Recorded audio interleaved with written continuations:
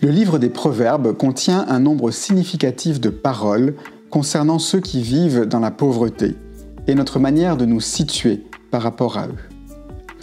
Chacun d'entre nous doit faire des choix à ce sujet dans son quotidien et a besoin de sagesse, d'amour et de courage pour y parvenir. Dieu est le créateur du pauvre. Alors, pour celui qui est habitué à la lecture de la Bible, cela peut sembler une évidence. Dieu n'est-il pas le créateur de tout ? Du pauvre aussi, par conséquent. Oui, certes, encore faut-il s'en souvenir et donner tout son poids à cette vérité. Le pauvre appartient à Dieu par droit de création et le Seigneur accorde du prix à toute œuvre de ses mains. Plus encore, Dieu a créé tous les humains comme son image. Peut-être avons-nous besoin d'apprendre à regarder au-delà des apparences immédiates pour discerner ce lien si particulier qui unit la créature humaine à son Dieu. Face à ceux qui vivent dans la pauvreté, nous sommes d'abord invités à une conversion de notre regard. Nous sommes conviés à découvrir comment Dieu se révèle aussi, et peut-être même d'une manière toute particulière, sur le visage de ceux que nous pourrions être tentés de fuir ou de mépriser. Les versets des Proverbes représentent aussi un appel à l'humilité. Dieu est notre Créateur à tous, et même un écart social aussi important que celui qui sépare le riche du pauvre ne signifie pas grand-chose en comparaison de ce qu'ils ont en commun. Tous deux dépendent de Dieu, qui donne à tous la lumière, la vie, le souffle et toutes choses. C'est une illusion orgueilleuse de supériorité ou d'autosuffisance qui conduit à profiter de la situation quand nous sommes en position de force.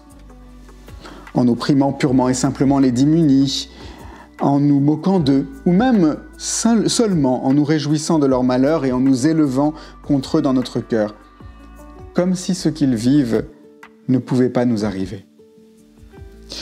Quand nous apprenons à considérer que notre richesse véritable est la grâce de Dieu manifestée en Jésus-Christ, et que nous comprenons que la vie chrétienne s'expérimente au milieu d'un peuple humble et faible qui se réfugie dans le nom de l'Éternel, alors s'ouvre devant nous le chemin du partage.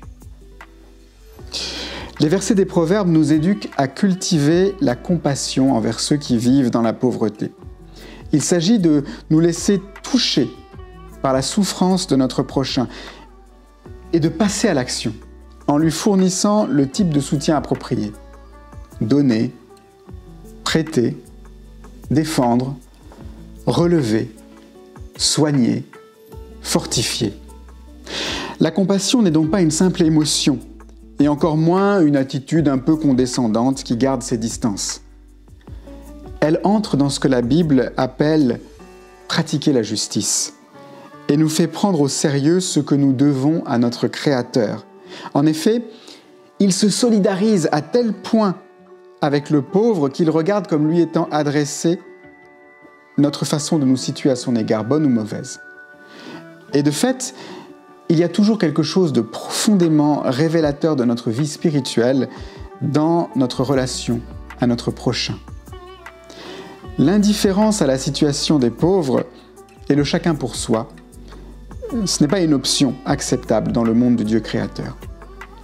Cette attitude est encore plus inenvisageable pour le chrétien qui a été justifié par la foi en Jésus-Christ, parce que Dieu a eu pitié de lui.